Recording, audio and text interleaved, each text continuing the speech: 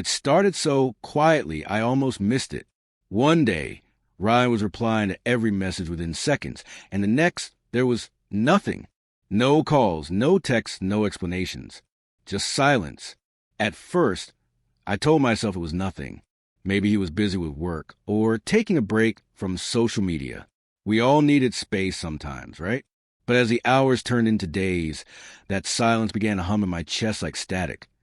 Soft at first, then sharp enough to hurt. Ryan wasn't just a friend.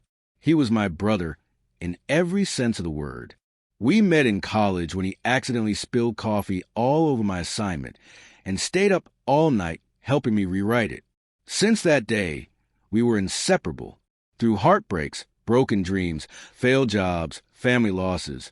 He was there, always. And now, without warning, he was gone. I kept staring at our old chat. The last message I'd sent was simple. "Bro, you busy tonight?" It was marked as seen. That word had never looked so cruel. I tried not to overthink it. Maybe his phone was broken. Maybe he'd lost his SIM. Maybe something had happened. But deep down, I knew none of that made sense. Ryan wasn't the type to vanish. I started calling. The first few went to voicemail. Then, the call just stopped connecting. His social media told a different story, though. He was online, posting stories, laughing with people I didn't know, living his life like I'd never existed. One story hit me harder than I expected. Someone off-screen asked him, "Who's that with you?" Ryan laughed, that same laugh I used to hear every night, and said, "My real ones." My real ones. I don't think I blinked for a full minute after hearing that.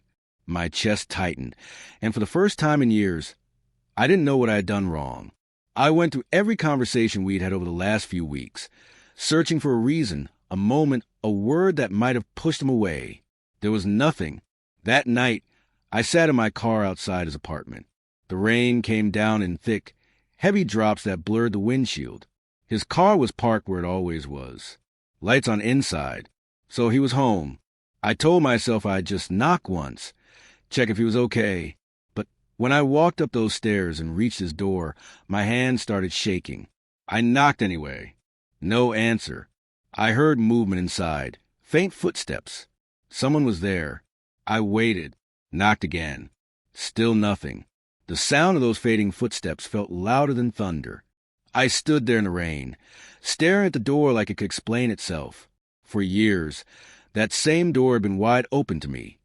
The smell of his cooking spilling into the hallway, his voice calling me idiot whenever I forgot to bring snacks. Now it was just shut, cold. That night, I went home soaked to the bone. And when I finally sat down on my couch, something inside me broke. Not loudly, just quietly like a light going out. Because when your best friend turns into a stranger, you start doubting everything you are. I couldn't stop thinking about all the times we'd been there for each other. He was the one who stood by me when my father died, who held me when I couldn't even stand. I was there when his first girlfriend cheated on him. I helped him get through it. We'd seen the worst parts of each other and stayed anyway. That's what brothers do. So why now? Why like this? I tried asking mutual friends. Most of them gave vague answers. He's been distant lately, or he's going through something personal. One said he was in a new relationship. Another hinted at family drama. But none of it explained why he'd cut me off completely. At some point, my confusion turned to anger. I'd done nothing wrong. I didn't deserve this cold silence. Everywhere I went, I saw reminders of him. The diner where we used to eat at 2 a.m., the gym where we made stupid bets, the stretch of road where we used to drive with the windows down, yelling out lyrics like idiots. Now, those memories just hurt. I thought about deleting his number, so I wouldn't be tempted to call again. I tried once. My thumb hovered over the delete button, but I couldn't do it. The thought of erasing him from my phone felt like erasing part of myself. Days passed, then weeks. I stopped checking his social media. I stopped waiting for texts. I told myself it was time to move on, to stop holding on to something that clearly wasn't coming back. And for a moment, I actually believed it. Then one night, my phone buzzed. The notification made my heart skip. The message wasn't from Ryan, though. It was from an unknown number. You deserve to know the truth about Ryan. I just stared at the screen, unsure if I was dreaming. My hands trembled as I read those words again. The truth? About Ryan? Dozens of thoughts rushed through my mind. Had something happened to him? Was someone pretending to be him online? Or worse, was he hiding something from me all along? I opened the message. The contents made my stomach drop. For a moment, I couldn't breathe. My whole body went cold, my mind refusing to accept what I was seeing. It didn't make sense. It couldn't be real. But deep down, I knew it was. And in that instant, I realized the silence hadn't been random. Ryan hadn't just walked away. He was running from something. And whatever it was, it had everything to do with me. The message burned in my mind long after I read it.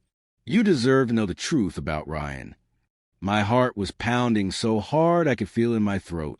I opened the text, expecting maybe another line, a clue, a name, something. But instead, there was an image.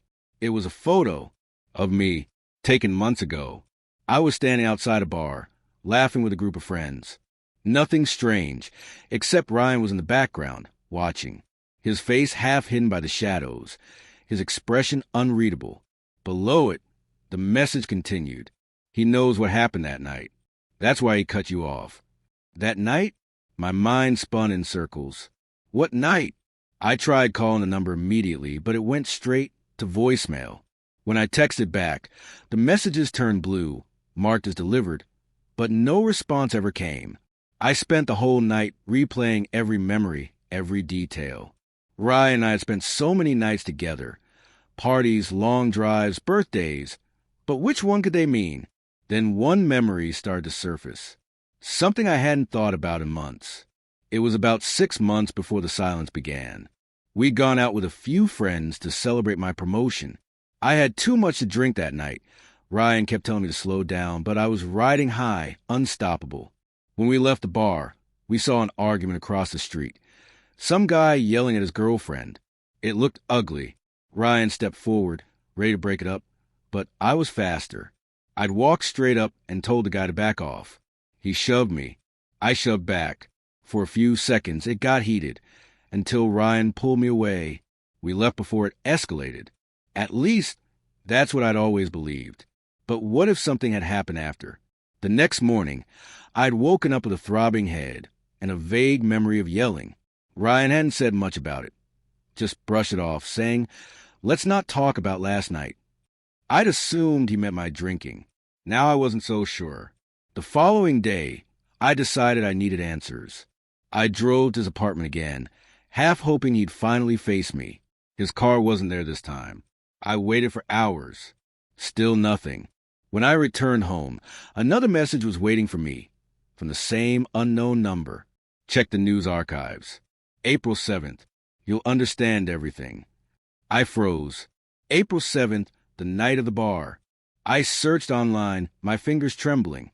Within minutes, I found it. A short article buried among local news stories. Man injured in altercation outside downtown bar. Suspects fled before police arrival. The article said the victim had been hospitalized with a concussion. It listed no names, no arrests. But in the attached photo, barely visible in the corner, was a face I recognized. Ryan's. He was standing beside me. My stomach twisted. Had I done something? Had we hurt someone without realizing it? No. I would have remembered. Wouldn't I? I scrolled down, searching for more. The report ended abruptly, but one line stood out. Witnesses claimed 2 men left the scene in a black sedan. Ryan drove a black sedan. I couldn't breathe. The next day, I visited one of our old friends, Liam, the only person who still talked to both of us.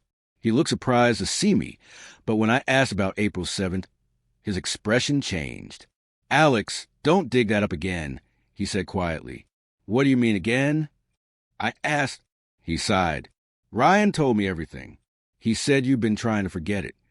"Forget what?" He looked me dead in the eye.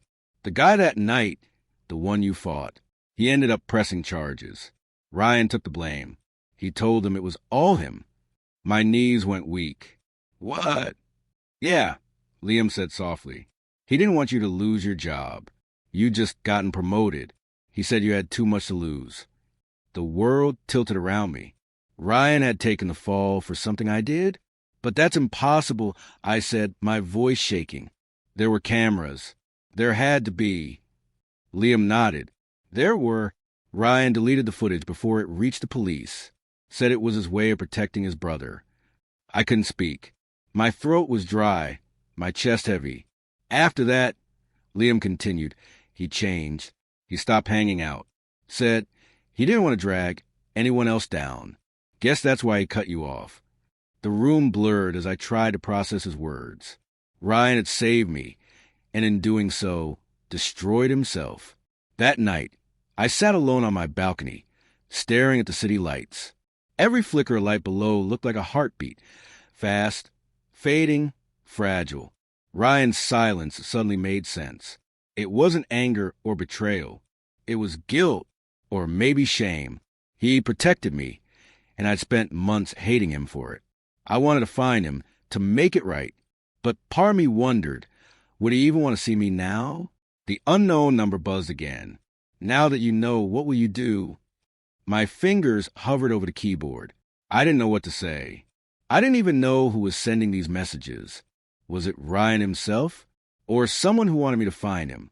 I typed one word. Where? No reply came. The night stretched long and silent. I kept thinking about the image.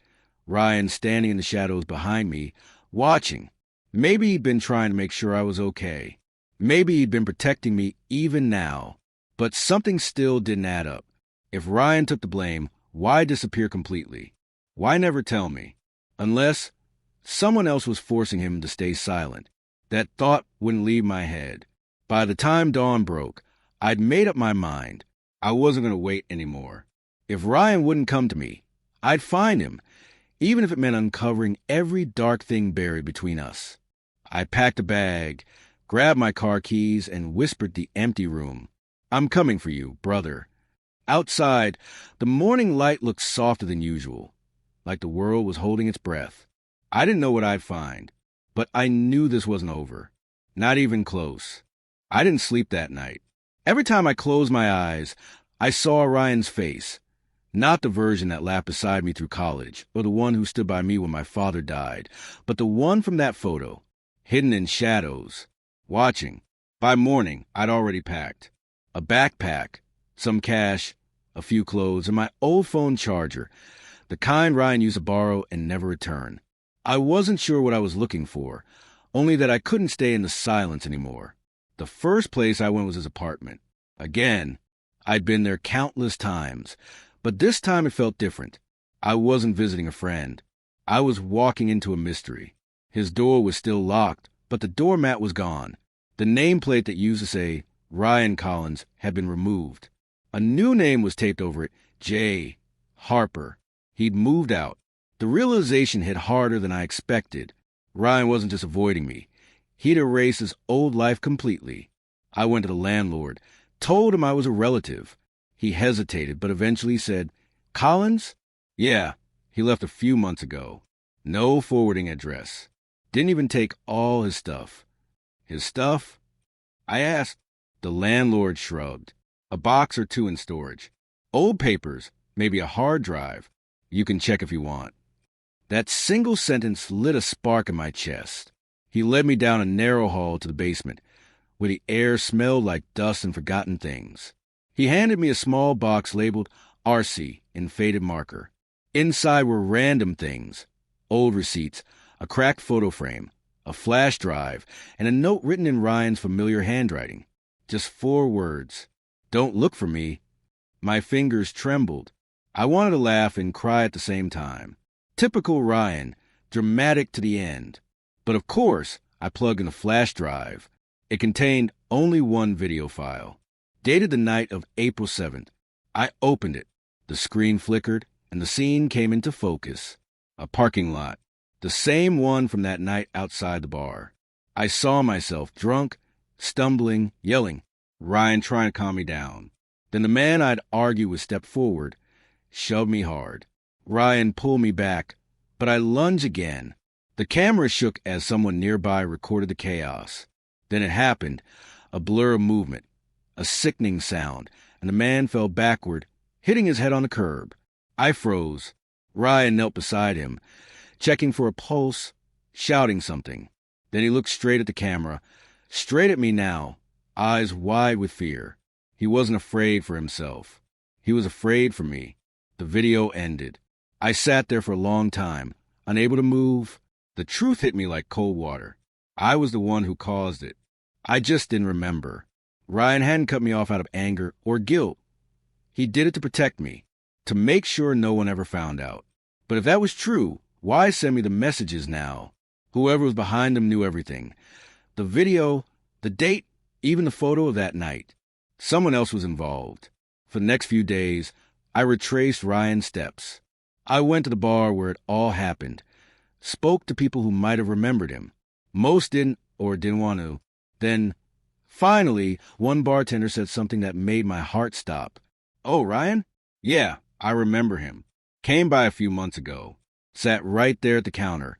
Said he was leaving town. Said he couldn't carry someone else's sin anymore. Someone else's sin." Those words echoed in my mind like a prayer I didn't understand. Did he say where he was going? I asked. The bartender thought for a moment. Said something about heading north. Some quiet place by the lake. Said he needed peace. North. The lake. I knew exactly where. Lakewood, a small, quiet town 2 hours away. It was where Ryan and I used to go fishing during college breaks. Our spot. Without another thought, I got in my car and drove. The road stretched endlessly, the hum of the tires blending with the thoughts screaming in my head. Every mile closer felt heavier. What would I say to him? Sorry? Thank you? None of it felt enough. By the time I reached Lakewood, the sun was dipping below the horizon. The air smelled of pine and water. I drove straight to the cabin we used to rent, half expecting it to be empty. But there it was, a black sedan parked outside. Dusty, but unmistakably his. My heart pounded. I walked up the wooden steps and knocked. Once. Twice. No answer. "Ryan," I called softly. "It's me." The door creaked open, just a little. Enough to see him standing there, tired, unshaven, eyes sunken like he hadn't slept in weeks. For a moment, neither of us spoke. The silence between us was heavier than all the words we'd left unsaid. Then he whispered, almost broken, "You shouldn't have come." We sat across from each other at the small table inside. The room looked the same as always, same old fishing photos, same chipped mug he always used. He didn't look at me when he spoke. "I told you not to look for me." I wanted to speak, to apologize, to explain, but no words came out. He sighed. "You saw the video, didn't you?" I nodded. "Then you know," he said. I had to disappear. They started asking questions again. Someone found that footage online. I don't know who's behind it, but they want the truth out. It felt like the air had been knocked from my lungs. "Ryan, why didn't you tell me?" "I would have—" "Done what?"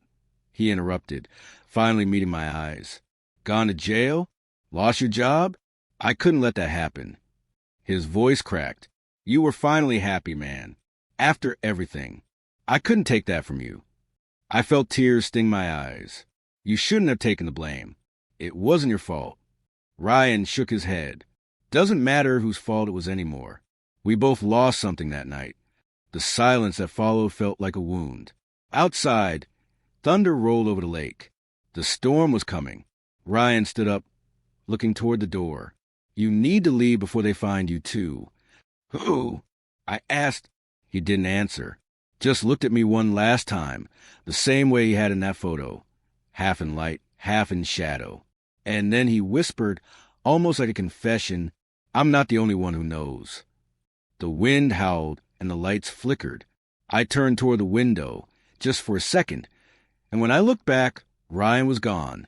The front door swung open, slamming against the wall as rain poured in. I ran outside, calling his name, but all I could hear was the storm. And for the first time, I realized maybe I wasn't supposed to find him at all. The day I finally decided to confront Ryan came unexpectedly.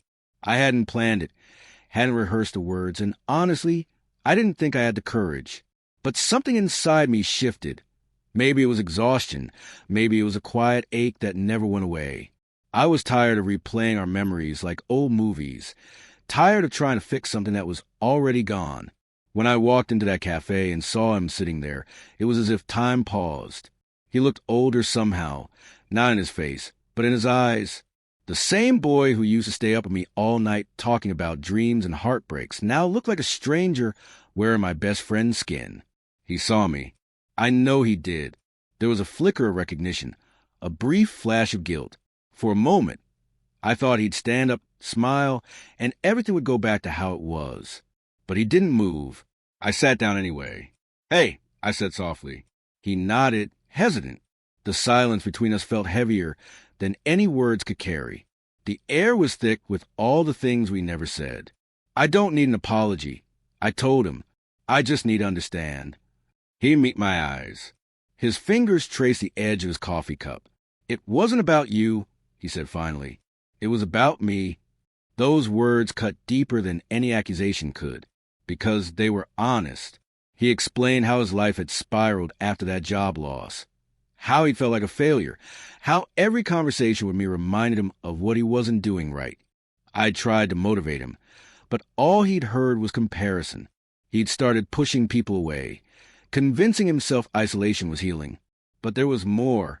He admitted that someone, the same person who sent me that anonymous message, had twisted his perception of me, told him I'd spoken behind his back, that I'd mocked his struggles.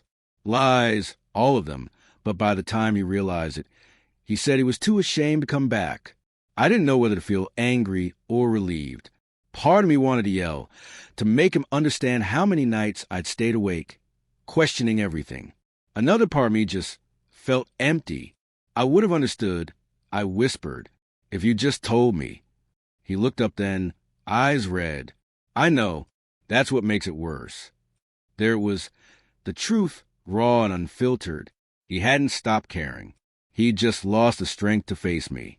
For a long time, we sat there in silence, letting hum the cafe fill the space where friendship once lived. When I finally stood to leave, I didn't hate him. I didn't even feel bitter.